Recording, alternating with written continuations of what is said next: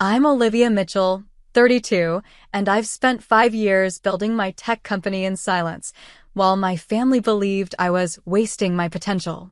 Tonight at my brother's engagement dinner, his fiancée just recognized me as the founder of the app her company acquired for millions. The look on my parents' faces when she whispered, "Wait, you're the founder of Nextech?"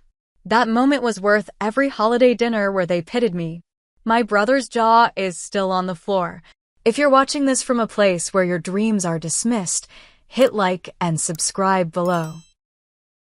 Growing up in Highland Park, a pristine suburb north of Chicago, meant living under certain expectations. My father, Richard Mitchell, wasn't just a surgeon.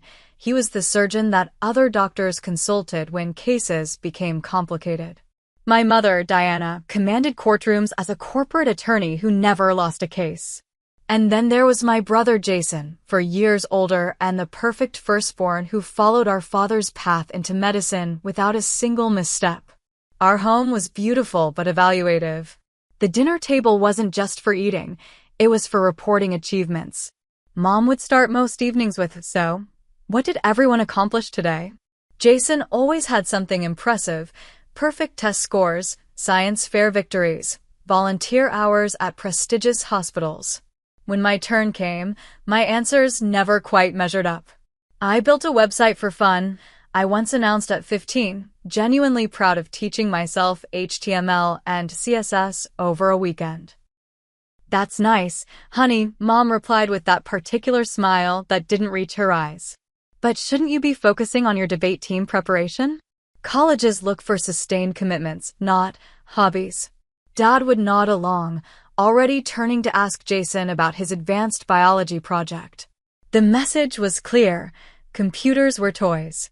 Real achievement happened in operating rooms and courtrooms. My bedroom became my sanctuary, where I could dive into programming languages and tech forums without judgment. While Jason's walls displayed framed academic awards, mine had printouts of code and sketches of app interfaces. I'd stay up until 2 a.m. learning Python and JavaScript, then drag myself through chemistry class the next day.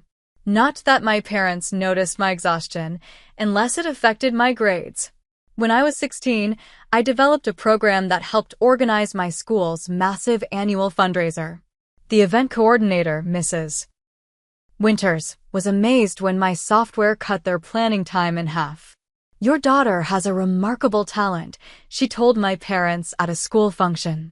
"Oh, Olivia has many interests," Mom replied diplomatically. "But we're focusing on getting her law school prerequisites in order."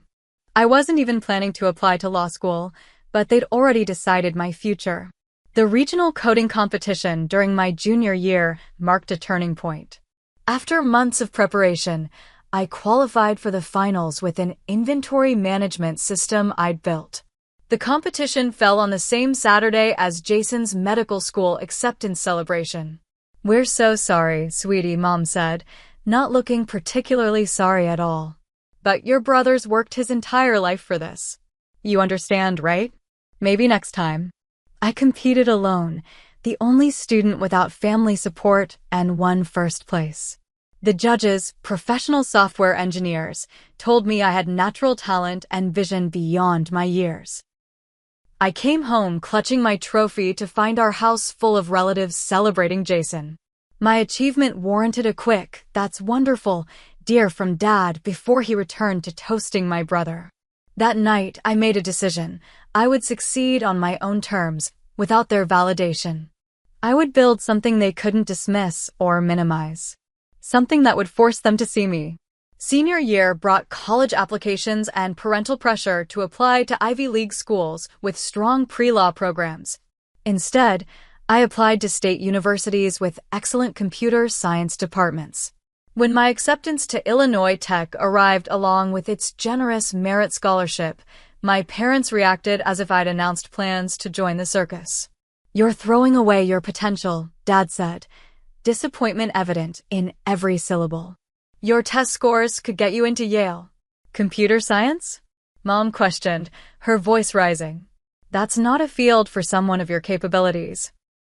What they meant was, "That's not a field worthy of a Mitchell."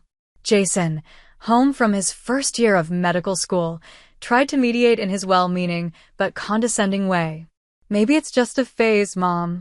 Let her get it out of her system before law school. I left for college that fall with my parents' expectations weighing on me, but also with a lightness I hadn't felt before. Finally, I could immerse myself in what I loved without constant judgment. What my family called failure, I recognized as the first step toward finding my own path. College was liberation. At Illinois Tech, I wasn't the daughter who was squandering her potential on computer games. I was Olivia, the student who professors singled out for her innovative approaches to programming challenges. For the first time, I found myself surrounded by people who spoke my language and valued what I could do. During sophomore year, I met Emma Rodriguez in my advanced programming class. While most students struggled with the final project, Emma and I finished it in half the assigned time and added extra features just for fun. We started grabbing coffee after class, staying until the campus cafe closed, talking about technology and its untapped potential. The healthcare system is broken, Emma said one night, her laptop open to an article about medical communication failures. Her mother had been misdiagnosed 3 times before finally receiving proper treatment for lupus. Doctors can perform miracles, but they can't communicate with each other or their patients effectively. That conversation sparked something. Over the next week, we sketched ideas on napkins and whiteboards, envisioning a platform that would revolutionize how medical information flowed between providers and patients. By semester's end, we had the skeleton of what would eventually become Nextech. Summer break meant returning home, where nothing had changed. At family gatherings, the first question relatives asked Jason was about his medical residency. The first question they asked me was when I was switching to a real major. I started giving vague answers about studying technology that allowed conversations to move on quickly. Computer stuff is getting popular, my uncle would say with a dismissive wave. I'm sure you can find some entry-level job when you graduate. Maybe IT support? What they didn't know, Emma and I were spending every free moment building our prototype. We worked from her parents' garage in Chicago, a space they'd generously cleared for us. Her family brought us sandwiches and asked questions about our progress. The contrast with my own family couldn't have been starker. By junior year, we had a working beta version. We entered entrepreneurship competitions, winning enough prize money to file patents and incorporate our business. A professor connected us with Dr. Harriet Chin, a frustrated hospital administrator who became our first advisor and eventually our first paying client. This could transform patient outcomes, Dr. Chin told us after seeing our demo. How soon can we implement a pilot program? Meanwhile, at Thanksgiving dinner my senior year, my father cornered me by the dessert table. Diana and I have been talking, he said, using my mother's name in that way that signaled a united parental front. We're concerned about your job prospects. Jason can help you get an administrative position at his hospital. Something stable while you figure things out. I took a deep breath. Actually, I'm working on starting a business. His laugh wasn't cruel, just incredulous. A business? Olivia, be serious. You need experience before you can think about entrepreneurship. Get a real job first. That was the last time I tried to share my professional life with my family. It hurt too much to have something I poured my heart into treated as a childish fantasy. Emma and I graduated and moved into a tiny apartment in Chicago's South Loop. We lived on ramen and coffee, coding until our eyes burned, taking side gigs building websites to pay rent. Our first office was a corner desk at a co-working space we could barely afford. Nextech slowly gained traction. A small angel investment from one of our competition judges allowed us to hire our first employee, a brilliant developer named Tyler. We landed a contract with a regional medical center, then another with a network of outpatient clinics. When I called home, conversations remained superficial. Work is fine, I'd say when asked. They never pressed for details, assuming fine meant I was getting by in some entry-level tech support role. At Christmas that year, Jason announced his engagement to a pharmaceutical sales representative. My parents beamed with pride while relatives asked about wedding plans. Later, my mother found me alone in the kitchen. "You know, Olivia," she said, refilling her wine glass, "Jason's friend Mark is single. He's finishing his residency in neurology." I could arrange an introduction. The subtext was clear. At least I could marry success if I couldn't achieve it myself. What my family didn't see, our user base growing exponentially, hospitals reporting reduced errors and improved patient satisfaction, medical journals beginning to take notice of our platform's impact. "We need to talk about scaling," Emma said one morning, spreading investor meeting invitations across our desk. "We can't keep up with demand." By the time I turned 26, Nextech had 30 employees and had raised $5 million in venture capital. I had moved into a modest but beautiful apartment overlooking Lake Michigan and could afford to pay off my student loans. Still, when I visited my parents, I drove my old college car and wore simple clothes, allowing them to maintain their narrative about my struggle. It wasn't entirely about proving them wrong anymore. It was about protecting something precious from people who had never valued it. I wanted success on my terms, not as a concession that my path was valid after all. The distance between my two worlds grew. In one, I was a rising tech entrepreneur whom industry publications were beginning to notice. In the other, I was the daughter who had failed to live up to her potential. The cognitive dissonance was sometimes overwhelming. The email from Memorial Health System arrived on a Tuesday morning in April. I read it 3 times before calling Emma into my office. "They want to implement Nextech across their entire network," I said, my voice barely above a whisper. 27 hospitals in 3 states. Emma collapsed into the chair across from my desk. "That's the largest healthcare provider in the Midwest," I finished. We'd been building toward this moment for years, but actually reaching it felt surreal. The contract would multiply our revenue tenfold and establish us as a major player in health tech. Within hours, our phones were ringing with calls from other hospital systems interested in what Memorial had seen in us. The following month brought our first acquisition offer from a larger tech company, $30 million. Emma and I sat in a sleek conference room listening to executives twice our age explain why we should take the money and work for them. "It's a generous offer," Emma said as we walked back to our office. "It is," I agreed. "And we're turning it down." We both knew Nextech was worth more than money. It was about building something that actually helped people, something that mattered. We weren't ready to give up control. 2 weeks later, venture capital firm Sierra Partners offered $30 million for a minority stake, valuing our company at over $100 million. This time, we accepted.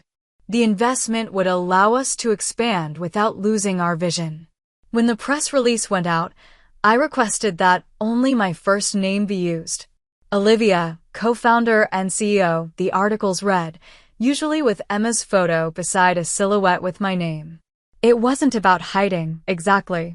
It was about controlling my narrative. "Don't you want recognition?" Emma asked after an industry conference where I deliberately kept a low profile. "You've earned it." "I do," I admitted. "Just not yet. And not from strangers." What I couldn't articulate, even to Emma, was my complicated relationship with validation. I wanted my family to see me, truly see me, but I wasn't sure I could handle them taking credit for my success or minimizing it once it became undeniable. I needed this to be mine completely before I shared it. Besides, there was something powerful about building an empire in silence. In tech circles, I was becoming known as the ghost founder, the brilliant but camera-shy woman behind Nextech's revolutionary platform. The mystery only enhanced my reputation. The profile in TechWorld magazine came next. They wanted photos of both founders, but I negotiated. Just Emma's clear image and me photographed from behind, looking out over our growing office. The article praised our innovation and leadership without delving into my background. Just how I wanted it. At 28, I was a multimillionaire on paper. I bought a stylish condo in downtown Chicago, but kept it minimal and unassuming. When relatives asked about my apartment, I described it vaguely as a small place with roommates, allowing them to believe I was still struggling. My circle of trust remained tiny. Emma knew everything, of course. My assistant, Kayla, understood the family situation after organizing one too many declined invitations to Mitchell family events. My therapist, Dr. Winters, helped me process the conflicting emotions of success without recognition. "What are you waiting for?" Dr. Winters asked during one session. What would make it the right time to tell them? I considered the question seriously. I want it to be so undeniable that they can't explain it away. So big that they can't take credit for it or tell me I just got lucky. And I want to be completely at peace with never getting their approval. So if they still don't give it, I'll be okay. Dr. Winters nodded thoughtfully. And are you working toward that peace? Every day, I said. And I was. Building Nextech wasn't just about creating innovative technology. It was about creating myself, separate from the expectations that had defined my early life. The irony wasn't lost on me that my brother had followed our father into medicine, yet I was the one revolutionizing healthcare. Nextech was now being used by over 200 medical facilities nationwide. Studies showed it reduced communication errors by 43% and improved patient satisfaction scores by 38%. Every few months, usually after some family gathering where I'd been subtly pitted, I would pull up our company valuation and user statistics. Not from vanity, but as a reminder that external validation wasn't the measure of worth. The numbers helped ground me when old insecurities threatened to resurface. Then came the rumors of potential acquisition by Horizon Health Technologies, one of the largest health software companies in the country. Their initial outreach was tentative, feeling out whether we might entertain an offer after turning down several others. They're talking $200 million minimum, Emma said after an exploratory lunch with their development director. $200 million. A figure that would make headlines that would be impossible for even my achievement-oriented family to dismiss. Part of me wondered if this might finally be the moment to step out of the shadows. But another part hesitated. Was I really ready for my worlds to collide? What would it mean to suddenly be seen by the people who had spent a lifetime looking past me? I didn't have much time to consider these questions. Life was about to force my hand in the most unexpected way. The call from my mother came on a Sunday afternoon as I was reviewing quarterly projections. "Olivia, wonderful news," she announced without preamble. "Jason and Sophia have set a date. Labor Day weekend. They're planning an engagement dinner next month at Bluebird. You'll need to clear your calendar." Bluebird was Chicago's newest Michelin-starred restaurant, impossible to get into without connections or a 3-month wait. Clearly, Jason was pulling strings through his hospital board contacts. "That's great," I said, genuinely happy for my brother despite our complicated relationship. "I'll be there." "Wonderful." My mother's voice shifted to a more critical tone. "And Olivia, it's a very upscale event. Perhaps we should go shopping for something appropriate? I noticed at Christmas your wardrobe is still very collegiate."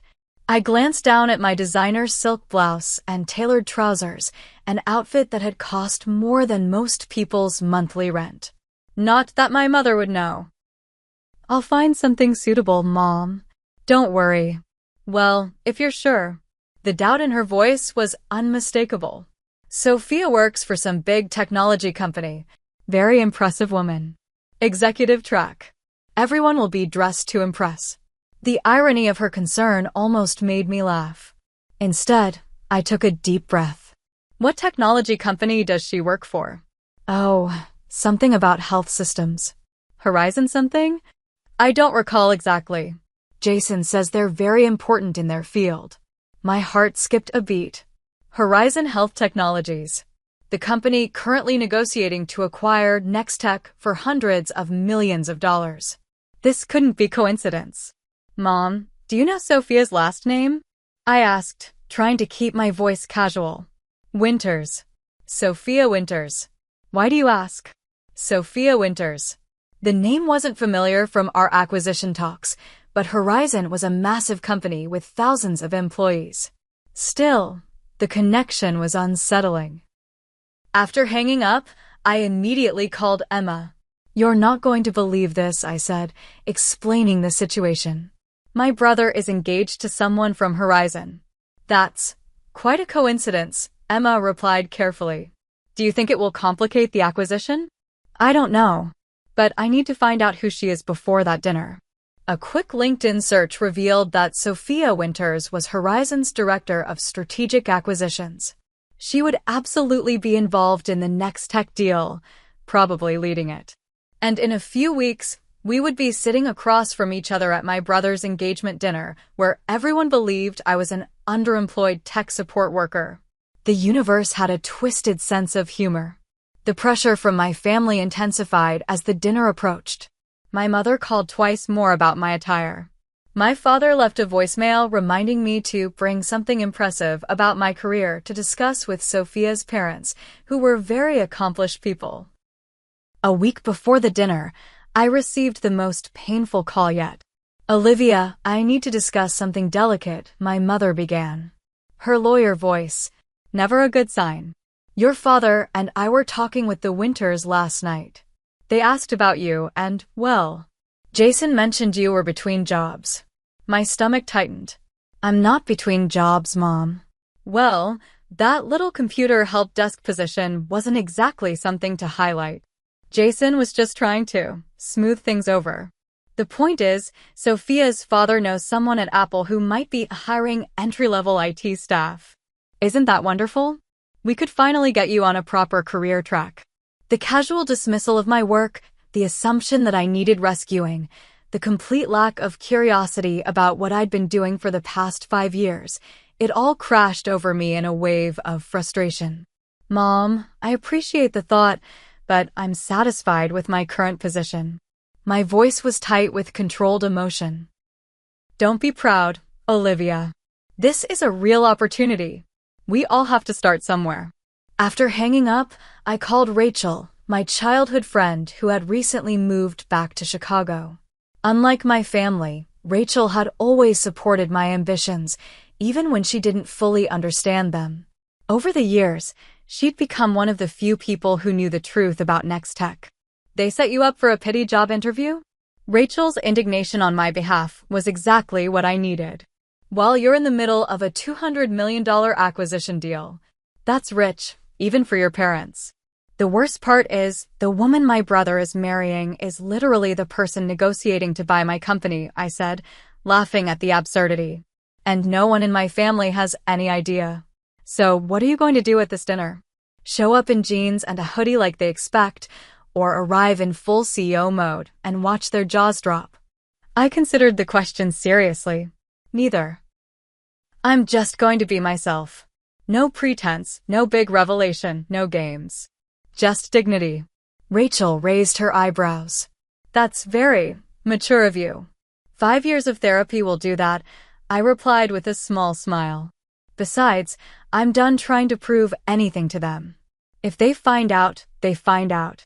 I'm not going to hide, but I'm not going to perform either. The night before the dinner, Horizon's final acquisition offer arrived, $215 million, with conditions that would keep Emma and me at the company for at least 3 years post-acquisition. We were officially on the verge of becoming centimillionaires. As I selected a simple but elegant black dress for the dinner, I felt strangely calm. Whatever happened tomorrow night, I knew my worth now. No one could take that away from me. Bluebird Restaurant lived up to its reputation. Crystal chandeliers cast a warm glow over blue velvet banquettes and tables set with gleaming silver. A wall of windows overlooked the Chicago River, the city lights reflected in its dark surface. I arrived exactly on time, not early enough to help with arrangements as my mother had suggested, nor late enough to make an entrance. Just punctual and dignified, like the businesswoman I was. The hostess led me to a private dining room where my family had already gathered. My father stood by the bar in animated conversation with an older man I assumed was Mr. Winters. My mother fussed with place cards at the long table, rearranging them for optimal social engineering. Jason spotted me first. Liv, you made it. He crossed the room and embraced me with the easy confidence of someone who has never questioned his place in the world. Come meet Sophia. She stood by the window, tall and elegant in a burgundy dress, her dark hair swept into a sophisticated updo. I recognized her immediately from Horizon's executive page, though I'd never seen her in person during our negotiations, which had been handled through intermediaries until this final stage. Sophia, this is my sister, Olivia, Jason said with the slightly apologetic tone he always used when introducing me to his accomplished friends. It's so nice to finally meet you, Sophia said warmly, extending her hand. Jason talks about you all the time. I wondered what exactly he said, but smiled and shook her hand. Congratulations on your engagement. I'm happy for you both. My mother appeared at my elbow. Olivia, I see you found something to wear. That's nice. The pause spoke volumes. We've put you next to Cousin Margaret. You always got along with her. Translation: they'd seated me far from the important guests. Dinner began with champagne and toasts. My father spoke first, raising his glass to Jason and Sophia. To my son, who has made us proud every day of his life, he said, his voice thick with emotion. And to Sophia, a brilliant, accomplished woman worthy of him. We couldn't ask for a better addition to our family. My mother's toast followed, a carefully crafted speech that highlighted Jason's achievements from his first science fair victory to his recent promotion to chief resident. She concluded with, and now he's found a partner equally dedicated to excellence. To Jason and Sophia. As glasses clinked, I noticed Sophia looking at me with a slight furrow in her brow, as if trying to place me in some context beyond Jason's underachieving sister. The first course arrived, and conversation flowed around me. Cousin Margaret asked about my job situation with the delicate approach of someone inquiring about a terminal illness. I'm in health technology, I said simply. Database management. Not untrue, just dramatically understated. Oh, that's nice, she replied with the same inflection my mother had used earlier. Is there room for advancement in that field? Before I could answer, my uncle leaned across the table. Olivia, Jason tells us you might have a lead on a position at Apple? That would be quite a step up for you. I took a slow sip of water. I'm actually quite satisfied with my current work. My father overheard and joined in. Olivia, there's no shame in accepting help to get your foot in the door somewhere respectable. We all want to see you succeed. From across the table, I noticed Sophia staring at me more intently now. Recognition was dawning in her eyes. Olivia, she said during a lull in conversation, her voice cutting through the ambient noise. Forgive me, but is your last name Mitchell? The table fell quiet. Jason looked confused. Of course it is. She's my sister. Sophia's eyes widened. You're Olivia Mitchell? From Next Tech? And there it was. The moment I'd both dreaded and secretly anticipated for years. Yes, I said simply. Sophia set down her fork with a small clink against fine china. Wait, you're the founder? The CEO Olivia Mitchell? The one we're... She stopped herself, suddenly aware of the public setting. Jason laughed nervously. Sophia, I think you're confusing Olivia with someone else. My sister works in tech support or something? No, Sophia said slowly, looking directly at me. Your sister is the founder and CEO of Next Tech, the healthcare communication platform that's revolutionizing patient care across the country. The company my firm is currently in final negotiations to acquire for over $200 million. The silence that followed was absolute. My father froze with his wine glass halfway to his lips. My mother's hand fluttered to her pearl necklace. Jason's mouth literally hung open. Is this true? My father finally managed. I met his gaze steadily. Yes. Emma Rodriguez and I founded Next Tech 6 years ago. We currently employ over 70 people and serve more than 300 healthcare facilities nationwide. But Why wouldn't you tell us? My mother looked genuinely bewildered. Before I could answer, Sophia continued, her professional demeanor giving way to genuine enthusiasm. Your platform reduced medication errors at Boston General by 62% in the first year. The interface design revolutionized how doctors access patient information. We've been trying to develop something similar for years, but your solution is light years ahead. It's why we're willing to pay such a premium to acquire you. My family stared at me as if seeing a stranger. In many ways, they were. $200 million? My father's voice was faint. Sophia nodded. The acquisition is set to close next week, pending final approval. She turned to me with a slightly embarrassed smile. I had no idea you were Jason's sister. Your company profile just shows Olivia with no photo, and our teams have been handling the negotiations. I prefer to maintain a low profile, I said, the understatement of the century. The rest of the dinner passed in a blur of shocked questions and awkward revelations. Relatives who had pitted me an hour before now asked for investment advice. My mother mentioned 3 times that she always knew I had a special talent with computers. My father claimed he'd told colleagues about his daughter, the tech entrepreneur, for years. Jason alone remained relatively quiet, processing the fact that his struggling little sister was about to sell her company for a sum that dwarfed his entire expected lifetime earnings as a physician. Through it all, I maintained my composure, answering questions politely but without the desperate desire for approval that had defined so much of my earlier life. The validation I'd once craved now felt hollow in the face of their sudden, opportunistic pride. As the evening wound down, Sophia pulled me aside. I'm sorry if I created an awkward situation. I was just so surprised. I smiled genuinely. Don't apologize. It's been a long time coming. For what it's worth, she added, your reputation in the industry is extraordinary. People call you the ghost genius. Now I understand why you kept such a low profile. As we said our goodbyes, my mother clutched my arm. We need to talk soon, Olivia. Properly talk. About everything. I nodded, knowing the conversation was inevitable but no longer fearing it. We will. Walking to my car, I felt lighter somehow. The secret I'd carried for years was finally in the open. Whatever came next, I would face it on my own terms, secure in the knowledge of what I had built. The first text arrived before I even got home from the dinner. My mother, we need to talk. Brunch tomorrow? The Drake Hotel at 11. By morning, my phone was flooded.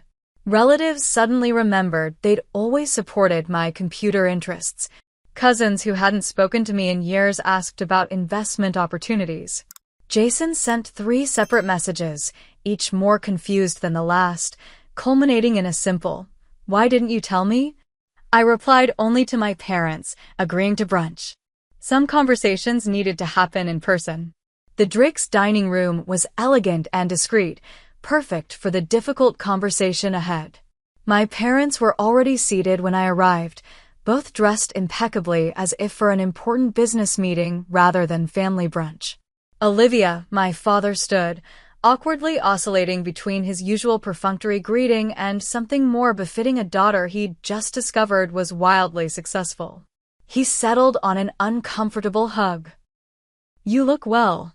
My mother was less restrained. Darling, we have so much to discuss.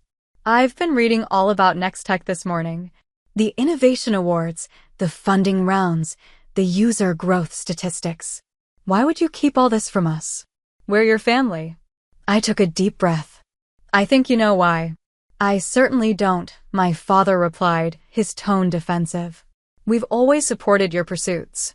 The waiter arrived with coffee, giving me a moment to compose my thoughts. Once he left, I looked directly at my parents.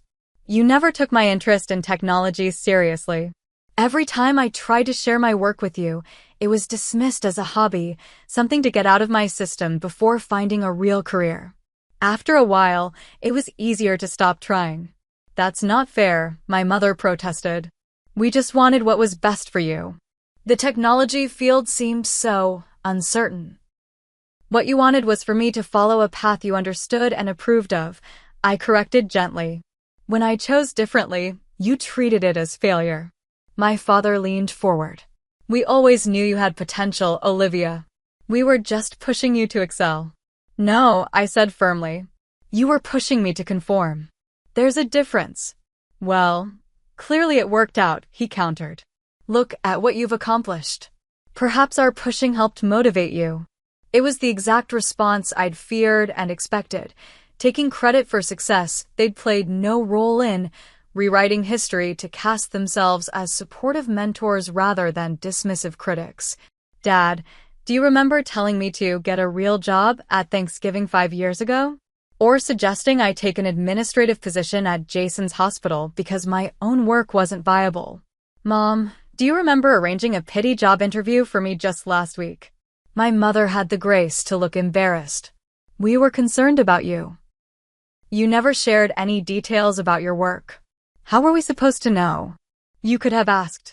Really asked, with genuine interest, not just waiting for an answer that confirmed what you already believed about me. The conversation continued through eggs Benedict and mimosas, painful but necessary. My mother vacillated between defensiveness and attempts at reconciliation. My father, true to form, tried to maintain his authority by suggesting he'd always seen my hidden potential. Your brother always spoke highly of your intelligence, my mother offered, as if Jason's approval legitimized me retroactively. I know you both love me, I said finally, but love without respect or understanding isn't enough. I needed you to see me for who I actually was, not who you wanted me to be. We parted with tentative plans to have dinner the following week, a first step toward whatever our relationship might become. It wasn't the cathartic resolution of a movie scene, but real healing rarely is. Jason appeared at my apartment that evening, unannounced. I brought wine, he said awkwardly, holding up an expensive bottle of Cabernet. Figured we might need it. I let him in, somewhat surprised by his initiative. My sleek penthouse with its floor-to-ceiling windows and minimalist design was a far cry from the struggling existence he'd imagined for me. Nice place, he said, looking around. Really nice. Thanks. We settled in my living room, glasses of wine in hand, the Chicago skyline glittering beyond the windows. So, he began, I've been an ass. The blunt admission startled a laugh out of me. Not entirely. No, I have. I bought into this whole narrative about you struggling or being lost or whatever. I never really asked you about your work. Like, actually asked. No, you didn't. He swirled his wine thoughtfully. I think I liked being the successful one. The one who made Mom and Dad proud. It was comfortable. His honesty disarmed me. I'd expected excuses or the same revisionist history our parents had attempted. For what it's worth, he continued, I'm sorry. And I'm really impressed by what you've built. Sophia hasn't stopped talking about your platform. Apparently, you're some kind of genius. I just built something I believed in, I said. Something that actually helps people. Like what I try to do as a doctor, he nodded. Just on a much larger scale, apparently. We talked for hours, really talked, perhaps for the first time as adults. He asked genuine questions about Nextech, about the challenges of building a company from nothing. I asked about his medical work and found myself actually interested in his answers when they weren't presented as evidence of his superiority. As he was leaving, he paused at the door. Sophia really likes you, you know. She was mortified about outing you at dinner, but she's hoping you two might become friends. Especially if you'll be working together after the acquisition. I'd like that, I said, surprised to find I meant it. Over the next few weeks, as the acquisition moved toward completion, my family relationships entered unfamiliar territory. My parents oscillated between genuine attempts to understand my work and reflexive behaviors born from decades of seeing me through a particular lens. There were uncomfortable lunches where my father tried to give me business advice and awkward phone calls where my mother asked if I was eating properly despite my busy CEO schedule. But there were also moments of genuine connection. My father asked to see Nextech's platform and listened attentively as I explained its features. My mother admitted that she'd never really understood technology, but was proud of what I'd created. Small steps, but meaningful ones. The most unexpected development was Sophia's role in bridging the gap between my worlds. As both my future sister-in-law and my professional colleague, she had a unique perspective on the Mitchell family dynamics. "Your parents are trying," she told me over coffee one afternoon. "They just don't have the vocabulary for this version of success. They're learning a new language." "A language you seem to speak fluently," I observed. She smiled. "I grew up with parents who measured worth by academic degrees and professional titles. It took me years to realize there are many paths to a meaningful life. Maybe I can help translate a bit." And she did, gently educating my family about the tech industry, contextualizing my achievements in terms they could understand, and occasionally giving them a reality check when they slipped into old patterns. Her efforts weren't always successful, but they helped ease the transition to our new reality. The acquisition closed on schedule, transforming Emma and me into centimillionaires overnight. The press release mentioned both our full names and included professional photos, my first public acknowledgement as Nextech's co-founder.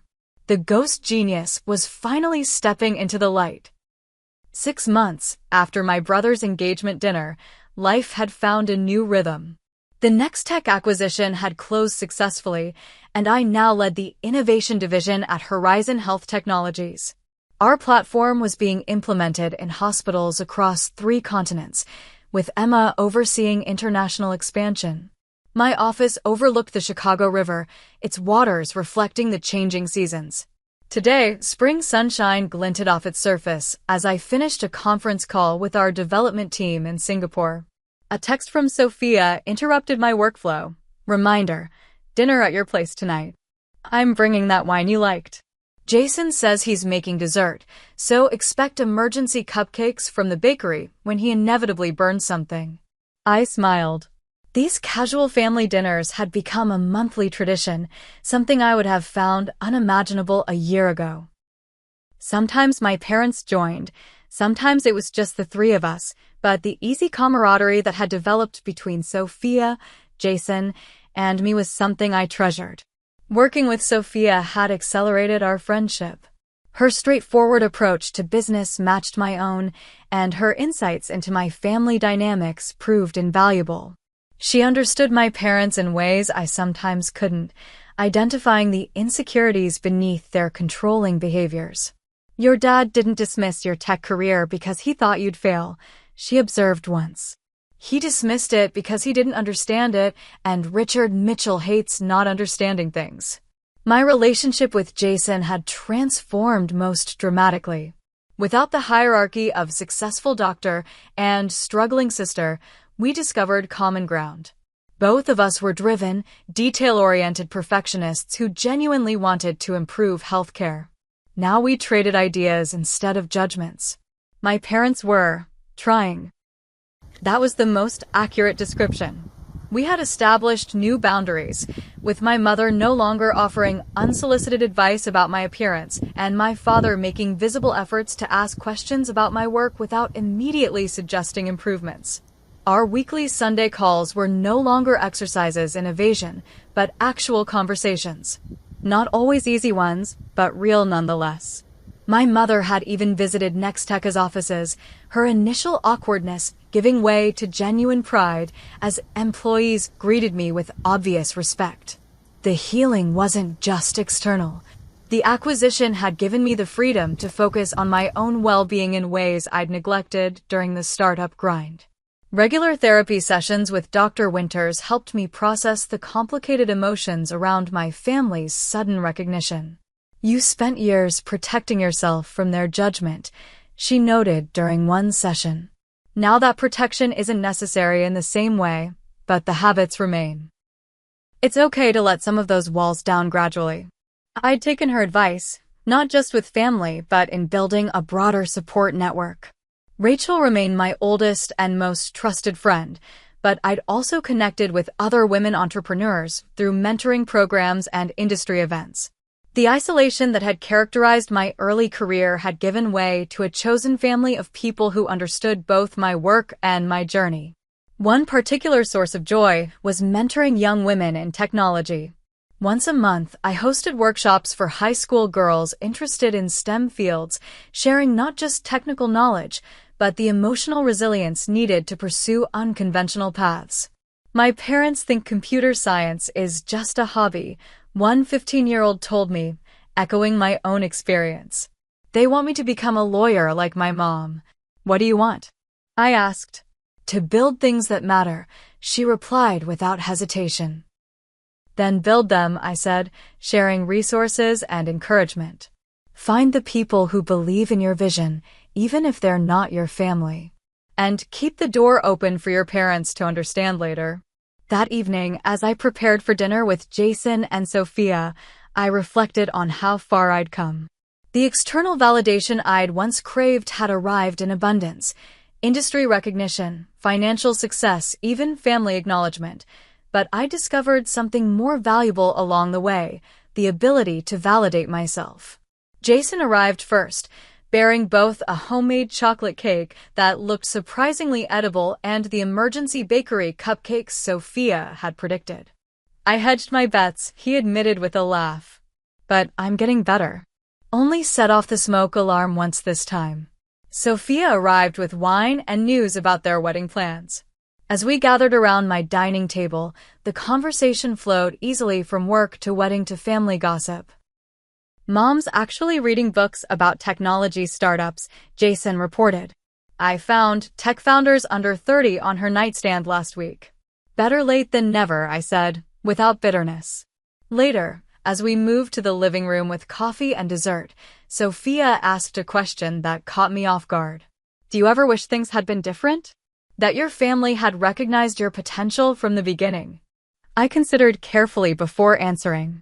Of course, sometimes. It would have been easier, less painful. But I'm not sure I would have built the same resilience or clarity of purpose. I learned to believe in myself when no one else did.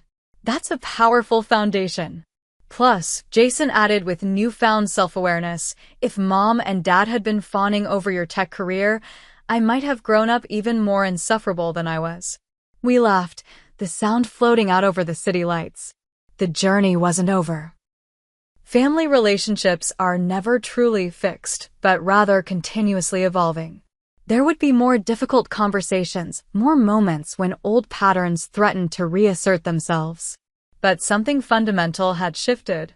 I no longer needed my family to see my worth in order to know it myself.